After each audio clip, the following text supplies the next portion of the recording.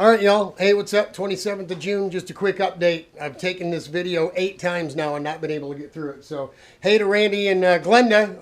They're in Ohio. How y'all doing? God bless you. Been working on the Yamaha Kart. I got that stuff we already got from Ed. The tubing is all put in place. Everything's solid. It's all, we got in the cart today. Rich got in with a helmet on after we messed around and took some measurements and stuffed some padding in around him and what have you. He got out and I got in. I think he's quite a bit happier with how it fits him than I am with it fitting me. So maybe we get Rich to break the motor in and run. Who knows? I don't know. But at this point, the seat is going to need more work for me to be comfortable. And I'm not going to take this out to Grattan, which I know turn 2 and turn 3 especially is a cob.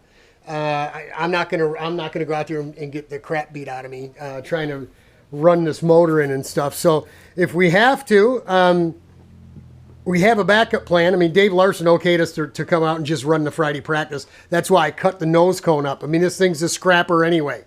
We just needed something on the front of the car so we could run the floor tray, right? So we were gonna just make it work. If I can't get the seat comfortable for me, I'm going to have to change this bolster. That whole piece of aluminum is going to have to come out, and I'm going to have to bend it again. Instead of bending it like this, I'm going to have to bend it from here to there. Get rid of that petcock, plug it off, take one of these fittings here, put it on the front of the tank so we can move this over. By taking 3/4 of an inch off of each one of these 3 tubes and moving this Nerf bar in where it belonged, again, you need to do this 4-corner thing at the beginning and then build everything inside that box. I've said it. Go back to the old videos. I've said it when we built the 4-banger. First thing we did was string the cart and get the 4 corners in stone and then build everything inside those 4 corners. I didn't do it this time because this was a Gary Cram car.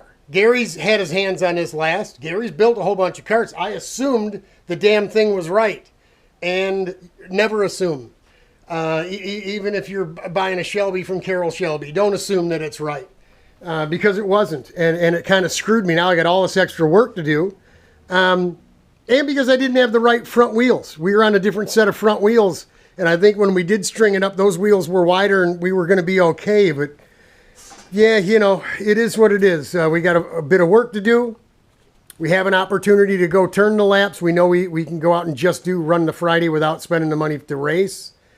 So that's an option. But we also have another option, and that's sending Brother Kenny out to Grattan for me, buying him a tank of gas in the old Country Squire there, the minivan, which will get him out there and back on a tank of gas. And just like I went to Mid-Ohio to get away, and I was down there buying and selling some stuff, but see some folks and just get away. I'll buy Kenny a tank of gas and send him out there. And while he's out there, he's going to pick up a set of bodywork for us. Our good buddy Tony Herpelsheimer, how you doing, Tony? He lives right out by the track out at Grattan. He bought Rich's lay-down shifter cart. And about a year after we sold him the cart, we sold him a set of spare bodywork because he saw the paint that we put on the cart for Rich. It was red with that sparkly silver.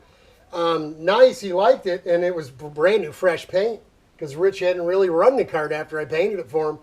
Tony said, man, I can't bring myself to scuff it and prime over it and paint over it, so he spent the money, he paid me to make him a whole set of bodywork. And he played with the cart a little bit. He had some high water temperature problems, overheating, like I did with mine.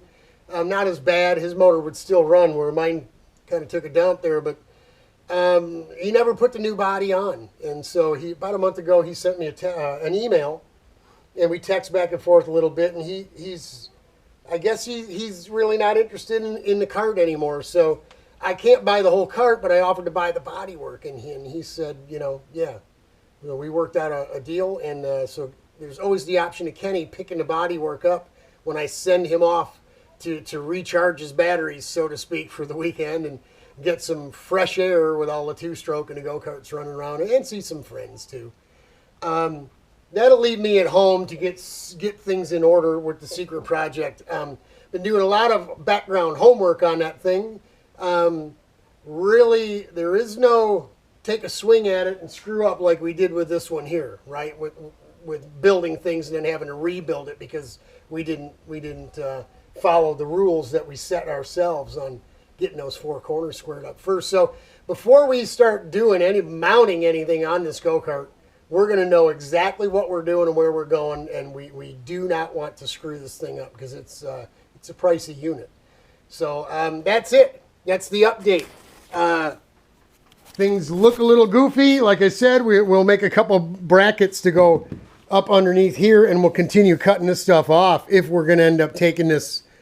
If I can get comfortable, if I can make the seat comfortable in the next week, new bolster, some padding, maybe I feel like I'm comfortable, then we'll take it. We'll take it with this goofy nose cone on it, just the way it is. We'll go break the motor in because it's fresh, and get it running and see what it'll do. If not, we send Kenny instead.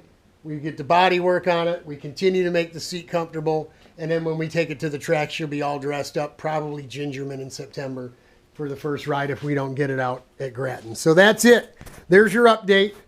That's it, Glenda. You can go back to the knitting or the cooking or whatever, a dessert maybe. I don't need it. Randy probably doesn't need it either, but we'll take it. That's it, guys. That's all we got for you. Godspeed. God bless. We love you. We're praying for you. Hang in there. It will get better. I guarantee it because Jesus is coming.